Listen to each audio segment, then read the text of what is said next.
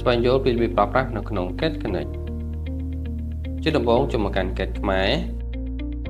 បន្ទាប់មកចូលទៅកាន់ Get Connect គឺនៅក្នុង Get Connect អ្នកនឹងឃើញមានមុខងារធំៗ3គឺ Private Group និង Contact ចាប់ផ្ដើមនៅក្នុង Private Chat ដែលអនុញ្ញាតឲ្យអ្នកទំនាក់ទំនងជាមួយដៃគូបានដោយសេរីព្រមទាំងអាច Add Contact ថ្មី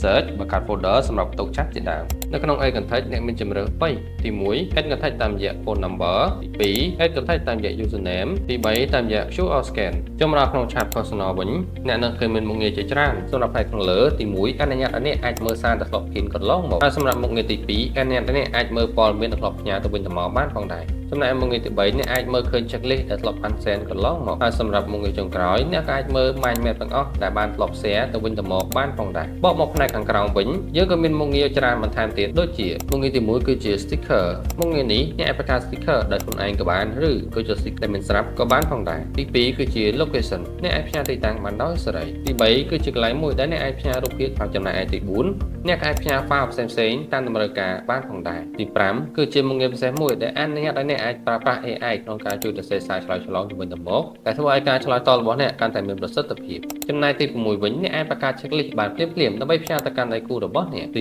7សម្រាប់មុខងារចុងក្រោយអ្នកអាចមើលសារដែលធ្លាប់បានកំណត់ពេលវេលាឬក៏ schedule កន្លងមកលើពីនេះទៅទៀតនៅក្នុង profile របស់ដៃគូរបស់អ្នកមិនត្រឹមតែអាចមើលព័ត៌មានលម្អិតផ្សេងៗរបស់គាត់នោះទេអ្នកក៏អាចប្រើប្រាស់ AI ក្នុងការវិភាគទំនាក់ទំនងរវាងអ្នកនិងដៃគូរបស់អ្នកបានផងដែរដែលធ្វើឲ្យអ្នកអាចសង្ខេបពីទំនាក់ទំនងរបស់អ្នកកន្លងមកបកមកមុខងារ group chat វិញមុខងារនេះអនុញ្ញាតឲ្យអ្នកអាចបង្កើត group ក៏ដូចជាបង្កើត folder សម្រាប់ផ្សាយតាក់ទងនិងធ្វើការឲ្យកាន់តែមានប្រសិទ្ធភាពចំណែកឯមុខងារ contact វិញអ្នកអាចមើលព័ត៌មានលម្អិតអំពីទំនាក់ទំនងរបស់អ្នកឡើងវិញបានទាំងអស់សូមអរគុណ